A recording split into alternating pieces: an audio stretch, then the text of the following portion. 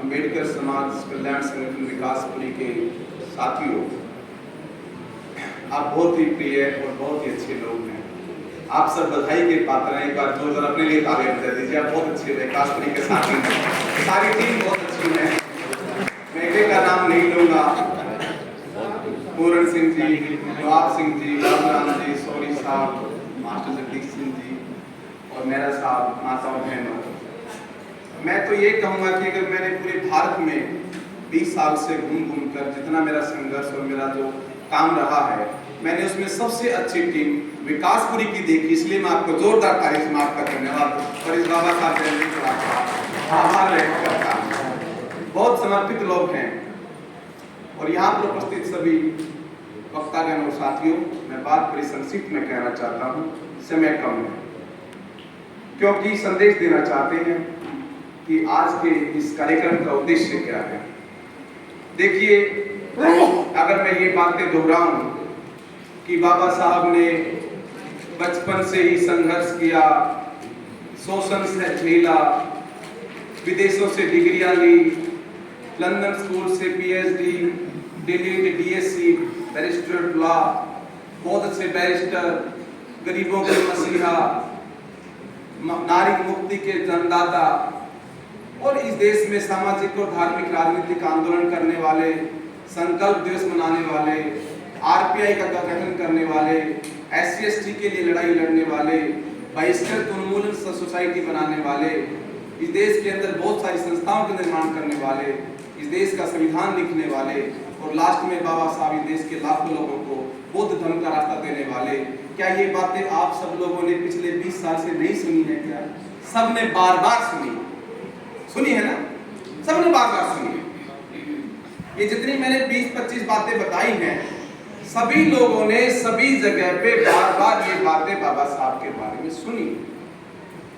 लेकिन मैं ये कहना चाह रहा हूं कि हम लोगों का इतने सालों से जो संघर्ष है और बाबा साहब का जो संदेश है, वो संघर्ष और संदेश का रिजल्ट कहां है? वो रिजल्ट क्यों नहीं दिख रहा?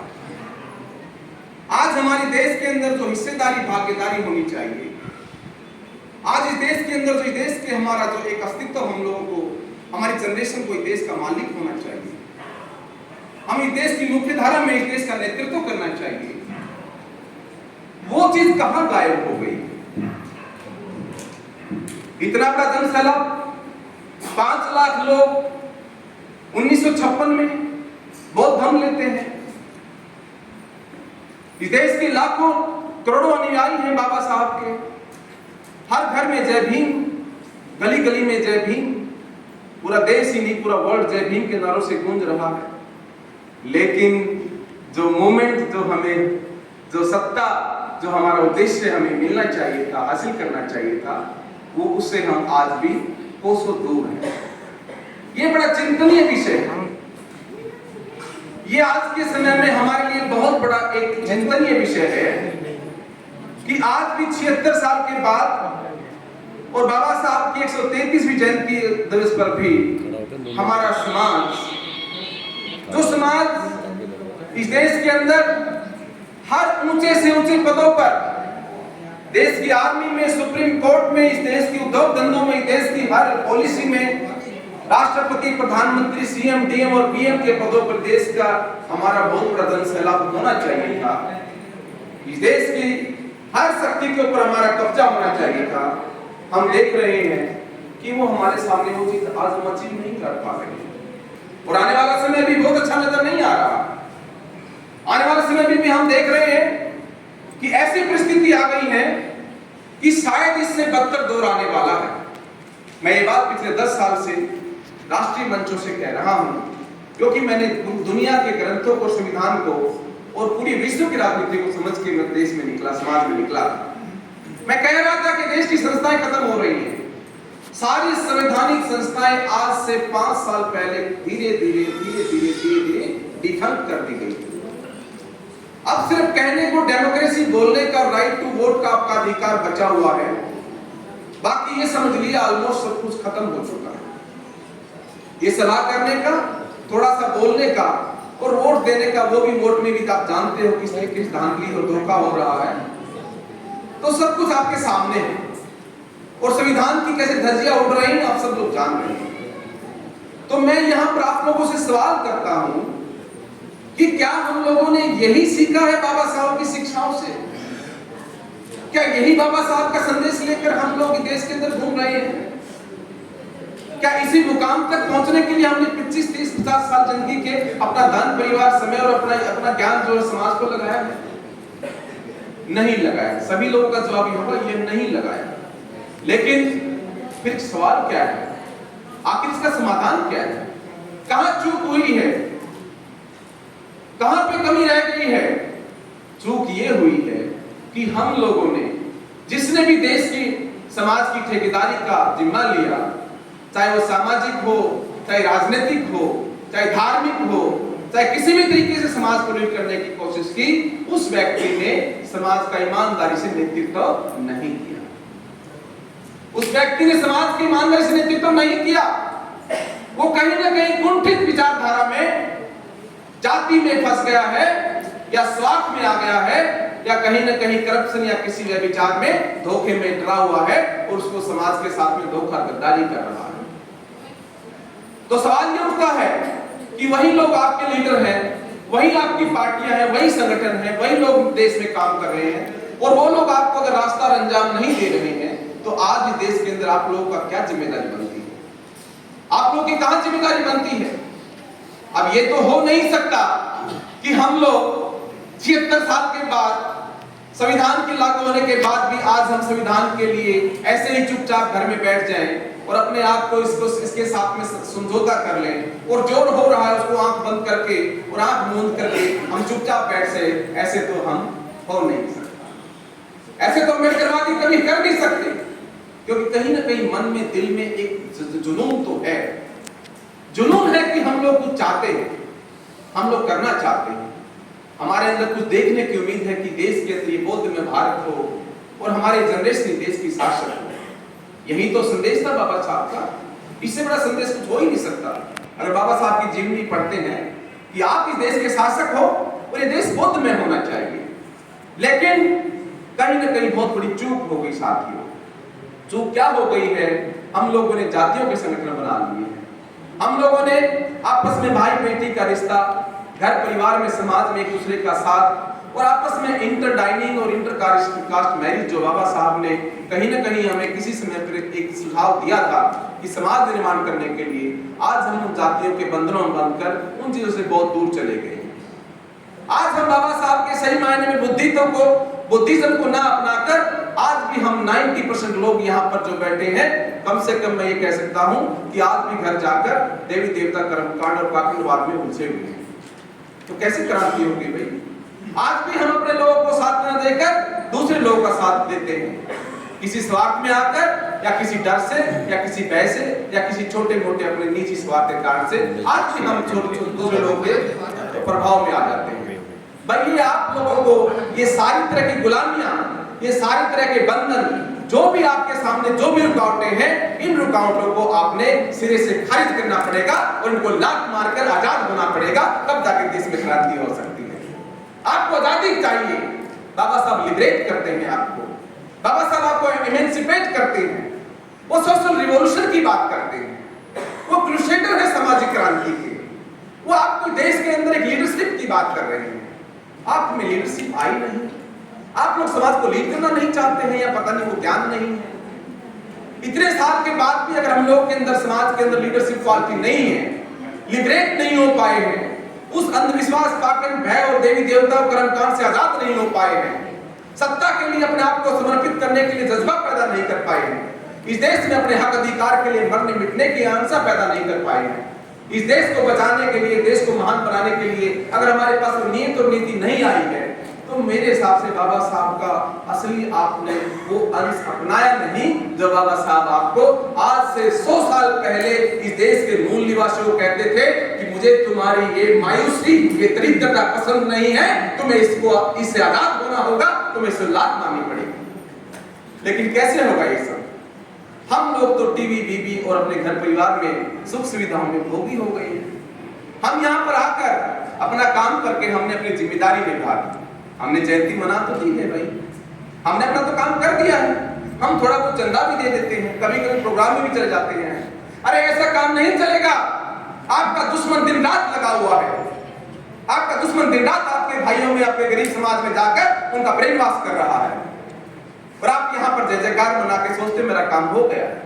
ये एक बहुत बड़ा आंदोलन है, ये हर दिन हर सन का क्रांति का आंदोलन है, जो आपको सोने नहीं देगा, जो आपके मन के अंदर विवेक पैदा करेगा, आपको लड़ने के लिए हमेशा तैयार करेगा, आपकी बेचैनी का कारण बनेगा कि मुझे समाज में कुछ करना है, मुझे बाबा साहब का ऋण चुकाना है, मुझे देश के निवास के मूल निवासियों को, गूंगे बहरों को, हजारों की लाखों की जनसंख्या को, जो आज भी बेचारी 2 टाइम की रोटी के लिए संघर्ष कर रही है, घर चिकित्सा रोजगार के लिए जूझ रही है, बहन बेटी पर अत्याचार बलात्कार हो रहा है, उनके लिए मुझे कुछ करना है।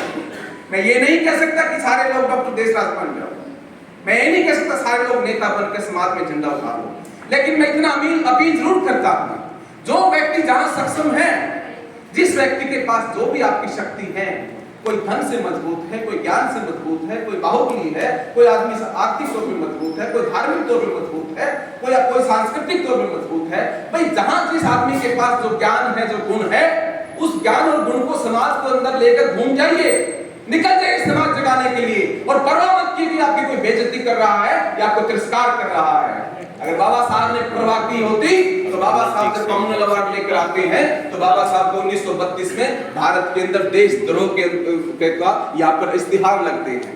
यहाँ के इस देश के अंदर न्यूज़पेपर में खबर छपती है कि डॉक्टर अंबेडकर देशद्रोही है, डॉक्टर अंबेडकर गद्दार है।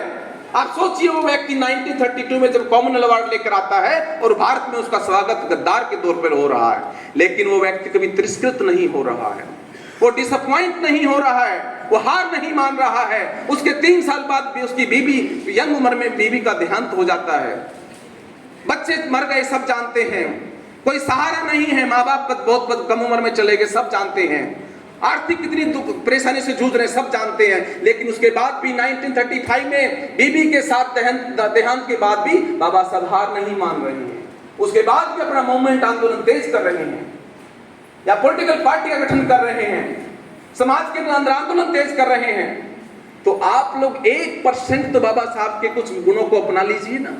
जैसे हमारे अभी जंग बहादुर जी ने कहा, एक किताब ही पढ़ के चलिए, अपने आप को अपने एनलाइटन कर लीजिए। लेकिन मैं तो कहता हूं कि बाबा साहब के अंदर इतनी सारी विशेषताएं थी।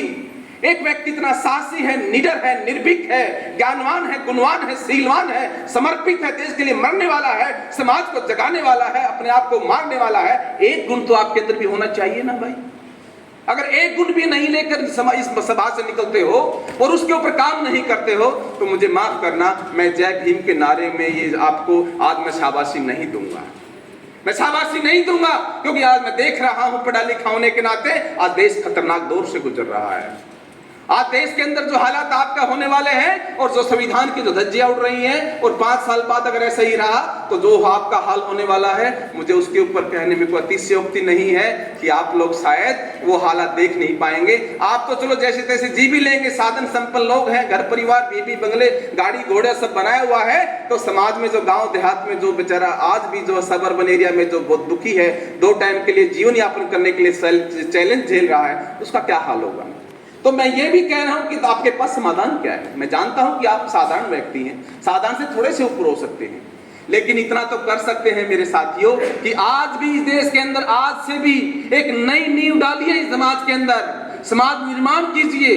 जो व्यक्ति जिस समाज का आपका SC ST आपको एक कम्युनिटी, एक कास्ट की तरह से उसको ट्रीट कीजिए आप। जैसे अभी पहले वक्ताओं ने कहा, the great Jamaat, the great Bhangi, the great Dhanuk, the great Valmiki, the great Khatik, इन विचारधाराओं से आजाद होके एक समाज का निर्माण कीजिए। आप इस देश के अनुसूचित वर्ग के लोग हैं, एक नाम है संविधान के अंदर, ये SC कास्ट है, शेड्यूल्ड ट्राइब एक कास्ट है। एक होकर अपने मतभेद मिटाकर अपने अंदर से जो मानसिकता के अंदर जो एक आपके जो बहुत ज्यादा कुंठित विचारधारा है हम लोगों की कि हमें उसको नहीं साथ देना, हमें उसके साथ नहीं खड़ा होना, हमें उसके लिए काम नहीं करना, इन विचारधाराओं से आजाद होकर आपको अपने भाई को, जहां पर भी जैसा आपका भाई जो संघर्ष कर रहा है, जिसके अंदर अगर सील है, जिसके अंदर ज्ञान है, गुणवान है, समाज के लिए लगा हुआ है, मैं आज से भी अपील करता हूं कहीं ना कहीं ईमानदारी से, अपने आप से ईमानदारी लेनी है आपको, किसी को प्रमाण कुर्बान नहीं देना, अपने भाई के साथ खड़े हो जाइए, समाज के साथ खड़े हो जाइए। एक एक बूंद से घड़ा भरता है, आपके प्रयास से हो सकता है ये सामाजिक आंदोलन फिर आसमान छूने लग जाए।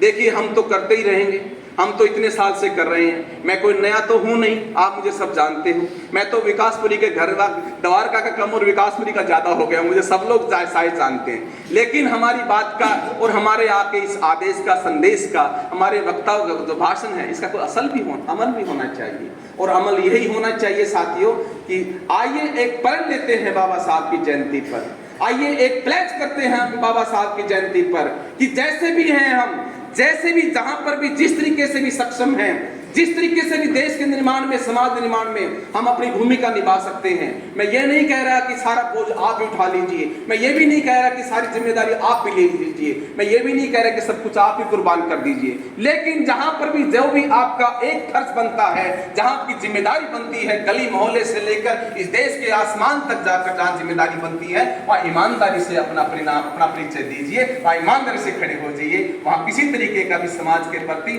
आपके मन में भेदभाव नहीं होना चाहिए, जाति के प्रति कोई लगाव नहीं होना चाहिए, और देश के निर्माण में संविधान के प्रति पूरी समर्पण और उसके प्रति निष्ठा होनी चाहिए, उसके प्रति त्याग और बलिदान की भावना होनी चाहिए। आइए दोबारा से एक प्लेज करते हैं। 2024 का ये भाषण कभी हो सकता है 4 साल 5 साल बाद हमारा ये चीज याद की जाएगी कि कितने खतरनाक दौर में हम लोगों ने एक नई शुरुआत की थी। क्योंकि मुझे पता है, आप सब भी जान रहे हो, हमारा समाज आज मायूसी से गुजर रहा है, सभी के चेहरे उतरे हुए हैं, सभी को ये लग रहा है कि अब क्या होगा। क्या मैं गलत कह रहा हूं? क्या मैं गलत कह रहा हूं? क्या बताइए, गलत नहीं कह रहा ना? सबको चेहरे उतरे हुए, अब क्या होगा, पता नहीं क्या होगा, क्या हो सकता है, ये ऐसा क्यों हुआ। चलिए जो हुआ गया, पास्ट हो गया, उसमें हम कुछ नहीं कर सकते हैं। हमारे नेताओं की या पार्टी प्रमुखों को या संगठनों के पदाधिकारियों की कमी रही होगी। कई स्वार्थ में छोटे अपने कहीं ना कहीं अपने उद्देश्य में हम लोगों ने समाज को इस हालात में लाके धकेल दिया है। वरना ये देश के अंदर इतनी बड़ी जनसैलाब, इस देश की 25% आबादी, 17% एससी और 8% एसटी, जो एक अपने आप में एससी देश की बहुत बड़ी जनसैलाब है। 25% की आबादी के बगैर इस देश की कोई सरकार नहीं बन सकती और इस देश का कोई कानून आपके खिलाफ नहीं हो सकता। इस देश में पत्ता नहीं हिल सकता अगर आप लोग एक हो जाओ और एक होकर देश का संविधान और बाबा साहब का काम शुरू कर दो। मैं तो यही संदेश देना चाहता हूं, क्योंकि समय कम है। पूर्ण सिंह शायद यही कहने आए हैं कि मुझे वाइंड अप करना है। मैं तो कितना बोल सकता हूं, लेकिन मैं यही कह रहा हूं कि सिर्फ ये आप लोग जो सुबह से शाम तक बाबा साहब ने ये किया, बाबा साहब ने वो किया, बाबा साहब ने वो डिग्रियां ली, बाबा साहब ने वो आंदोलन किया, बाबा साहब ने इतने तरह की यात्राएं झेली, इनसे ऊपर उठकर एक संदेश लेकर जाइए कि बाबा साहब का जो स्वीकारा है, बाबा साहब का जो मिशन मूवमेंट है, उनके जीवन का जो उद्देश्य है, उसको पूरा करने के लिए अगर आप एक पंच भी आगे बढ़ेंगे तो मुझे अच्छा लगेगा और मुझे इस जयंती में आकर अपने आप का समय एनर्जी लगाने के मुझे सौभाग्य प्राप्त होगा। नहीं तो मुझे बहुत दुख हो रहा है कि समाज के अंदर जिस तरीके से हमारा एक जो हालचाल होने वाला है, जो हमारी हालत जो होने वाली है, उसको देखकर बड़ा दुख हो रहा है साथियों। लेकिन मैं निराशावादी नहीं हूँ, मैं बहुत ही आशावादी व्यक्ति हूँ। मुझे भविष्य भी दिख रहा है कि 10 साल बाद इस देश के अंदर ये भी बात लेके चलिए कि 10 साल बाद आपकी सरकारें बनेंगी, आपका राज आएगा, आपका हुक्मरान होंगे, ये देश के शासक होंगे। लेकिन 10 साल तक संघर्ष जारी रखना पड़ेगा, अपने आप को तैयार रखना पड़ेगा, उसके लिए समर्पित करना पड़ेगा। ऐसे अपने आप नहीं आएगा, आपको वो दायित्व निभाना पड़ेगा, वो लड़ाई लड़नी पड़ेगी, वो आंदोलन करना पड़ेगा, और बाबा साहब का कारवा बढ़ाने के लिए दिन रात तैयार रहना पड़ेगा। अगर मेरी बातों से सहमत है तो एक बार जोर से बोलो बाबा साहब। अमर रहे। आवाज ही नहीं है तुम लोगों में। बाबा अमर रहे। जय भीम, जय भीम, जय भीम, जय भीम, जय भीम, जय भीम, जय भीम। नमो